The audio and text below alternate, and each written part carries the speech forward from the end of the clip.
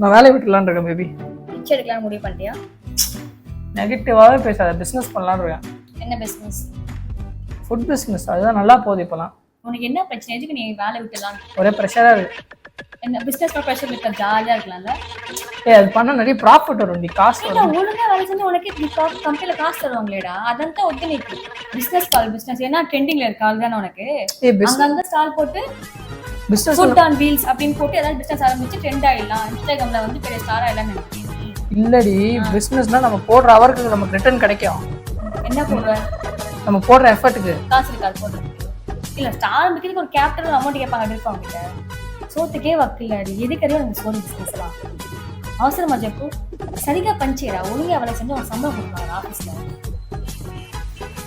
டிசப்பாயிண்ட்லாம் ஆகாத. கண்டிப்பா நான் ஒரு நாள் பிசினஸ் ஆரம்பிக்க போதில்லை. சனியை உன்னை என்னைக்கு பார்த்தா அன்னைக்கு பிடிச்ச சனியை சனியை சனியை சனியை பண்ணி குறை